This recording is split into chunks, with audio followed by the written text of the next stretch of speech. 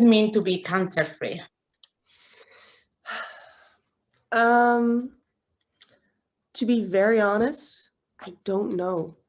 And the thing is, I don't really feel cancer-free. The thing, what a lot of people forget is that what happens after cancer is just as important as what's happening in your cancer journey. Because when you're in your cancer journey, you are being lived by, because you have to go to hospitals, you have like standard appointments to go to. So your life is just revolved around that. That part is now gone. So I have free time, and I now have to get my life back on track, and I have to think about the future, which is something I didn't do for a very long time, which is also something very scary.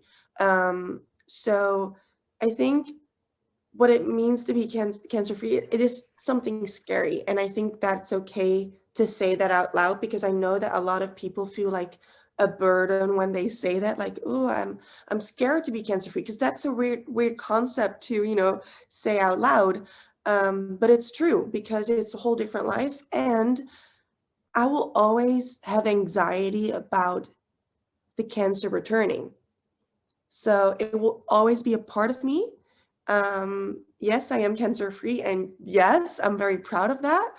But it will always be a part of me, and it will always be in the back of my mind.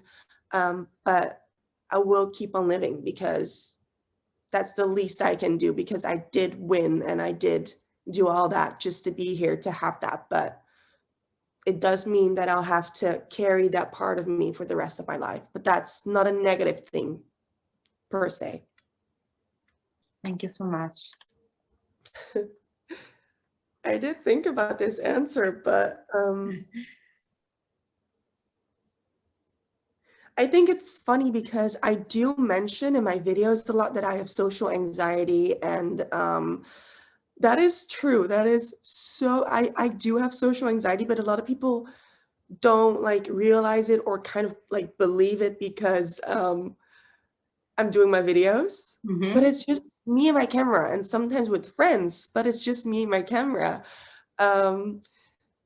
So I think it's funny to know that about me. I don't know if it's necessarily something that people should know about me, but also that it's okay to come up to me and say hi, because I do, even though I have social anxiety, I do want to be like an open-minded person, and like be able to greet everybody. And the past few weeks I've had a lot of messages like, oh, I saw you on the street, but I didn't want to say hi because I didn't want to bother you. And I was like, oh no, I would have loved it. I read that on YouTube, people saying, I've seen you there, but I didn't stop. No. Yeah, exactly. And I would have loved that. So I want the people to know that I am approachable, and I am not here, just because I make videos on YouTube and just because people know me, I'm not here. I'm the same as everybody else, and I would love to make conversation. So yeah.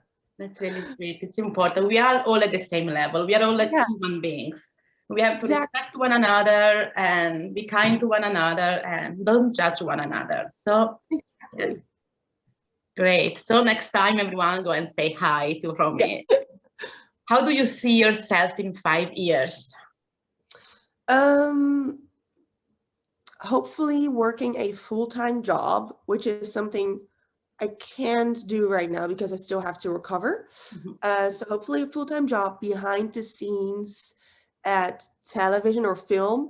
But, and this is going to sound really weird, but 2 days ago, I'm a Formula One fan, a recent Formula One fan, and I've decided that I would love to work at Formula One. Oh, really? Wow, good luck. Yeah, I don't think that's ever gonna happen. But if I were to see myself in 5 years, how cool would it be if I were to work for Formula One? And if not that, then something else behind the scenes, doing what I love. Probably still in this apartment, because I just moved to a new apartment and I love it here, and it's big enough for me to stay here for a couple more years. Maybe I'll have a boyfriend, maybe not, but that's not important, because, gotta be good with your own self. But yeah, and I'll still have my dog. So in 5 years, I'll probably maybe have like I think this will be my home base because I want to travel for work. So that's why I thought about Formula One, because you get to travel for work. But I would also love to do like TV shows that take place in different countries. So that's kind of what I would love to see myself doing in 5 years. Such a beautiful dream. Yeah, it's a big dream too. Big dreams are important. So yeah, go for it. Has anyone ever made you feel different? All the time that happens, but I feel like that happens to everybody. I was recently in Budapest, and I was with a friend, Dice, and I was so scared to go on this trip because, you know, I have neuropathy in my feet. So I felt like I couldn't do long walks, but I didn't want to be a burden to him because, you know, it's also his trip. And I thought that I was going to be tired real quickly. So I was just really scared to go on this trip. I did it, and it was the most amazing time I've had in a long time. He was so respectful. He didn't treat me as a patient, but he was respectful of the situation, but not as treating me like I'm like a sad little bird that needs to be treated, you know? He just was like, we can do this, and if not, you just tell me. But he made me feel so at ease with myself and with him, which was a different look on myself, because for a long time I've seen myself as a patient, and, you know, like, I can't do this, I can't do that. And he made me feel totally different about myself. So that's a totally positive thing that happened a couple weeks ago. Yeah. I'm very happy about it. Very, very happy. Yeah. What message would you like to share today with our audience? That it's okay to express your emotions. As I said, on social media, it can look as if people don't really go through hard times, but people go through hard times, and it's okay. And it's okay to ask for help as well. Don't stay silent about it. It's okay to talk about it. But it is definitely okay to feel what you're feeling, and you shouldn't feel like a burden, because we all go through it sometimes. And it's just okay. So yeah, that's. Definitely. We all go through ups and downs in life, even if for different reasons. So, and we are not alone. No, no. What does life mean to you? Okay, so that has, I mean, I always lived by being spontaneous and doing things off my bucket list. But now I know that life can be over like this. So I want to do more of that. I want to be even more spontaneous than I already was, and just do what makes me happy. So life should be something happy and something I should be grateful for, because I got to live. And there are a lot of people who didn't get the chance to say what I'm saying right now. And I think that that's, you know, I should be grateful. Doesn't mean that I can have my sad days, as I said, because I can still be sad about what happened to me or how I'm feeling right now. But I do keep in the back of my mind that I should be grateful and yeah, try to make the best out of it, even with my sad days. So yeah, life is something to live. Just live it. Yeah. And try to be in the moment. Yeah. That's amazing. Yes. Yes. You are amazing, Romee. You are. Oh, thank you. So in front of the camera, yes. Which again sounds really weird, because why? But I'm trying to learn. That's also what I really learned while going through cancer, is to be the real me and to show whenever I'm in pain or whenever I'm just not feeling okay, or when I'm down, or when I'm happy. I learned that a lot more because before that, I was a lot more closed off with my emotions than now. So before that, I had a lot more difficulty with being the real me and to showing my friends and family like, this is me. Now I learned that it's okay to be the real me and to be honest about how I'm feeling, happy, sad, or what I want to do. So I still struggle with that, of course, but I think everybody has that because sometimes you find yourself in a situation where you have to kind of pretend. I mean, right now I have to be a lot more awake than I'm actually am in the back of my mind.